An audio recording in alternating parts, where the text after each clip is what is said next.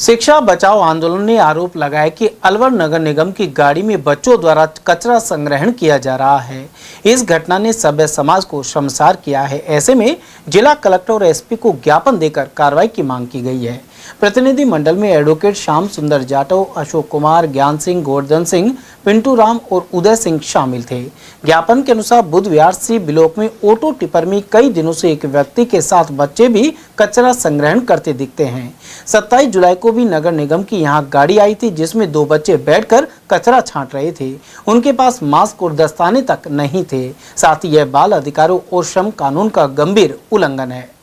C block Budhvihar जिसमें हम लोग रहते हैं, पिछले कई महीनों से देख रहे हैं कि करीब 10 और 11 के बीच में बजे नगर निगम का जो ऑटो टिपर है, कचरा संग्रहण की गाड़ी आती है, उस पे या तो हमें एक कोई बड़ी एज का व्यक्ति दिखता है और कभी कई बार बच्चे उस गीले कचरे में बैठे हुए रहते हैं और कचरे का मतलब वो इकट्ठा कर रहे हैं, उसको छांट रहे हैं।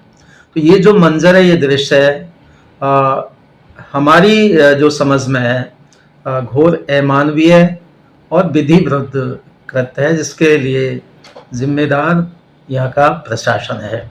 और इसी को लेकर के हमने शिक्षा बचाओ आंदोलन की तरफ से, और भी साथी उसमें थे एडवोकेट्स, उन्होंने जिला कलेक्टर और पुलिस अधीक्षक को ज्ञापन दिया है, मांग की है कि जो दोषी अधिकारी हैं, जिम्मेदार लोग हैं, उनके खिलाफ कार्रवाई की जाए और जो बच्चों का जो इस्तेमाल हो रहा है उस पर रोक लगाई जाए, क्योंकि यह श्रम कानूनों का भी निषेध है, यह किशोर न्याय जो अधिनियम है उसका भी खुला उल्लंघन है, और जो कचरा उठाने के लिए, उसके प्रबंधन के लिए जो कानून है उसका भी खुला उल्लंघन है। सर, एसपी कलेक्टर साहब मिले, इस संबंध में क्या वार्ता हुई? हमारी मुलाकात हुई है और शुरू में तो जिला कलेक्टर महोदय को मिलने नहीं दे रहे थे, लेकिन अंततः हम मिले और एसपी साहब तो बहुत अच्छे से मिले। उन्होंने कहा कि इसमें जरूर कड़ी कार्रवाई की जाएगी और बच्चों के जो हित है उनको देखते हुए तो बहुत कार्रवाई जरूरी है। हमने कहा सर कि जिन बच्चों को स्कूल में होना चाहिए वो बच्चे इस अमानवीय स्थिति में हैं। ये हमारे शासन और समाज दोनों को कलंकित करने वाली घटना है।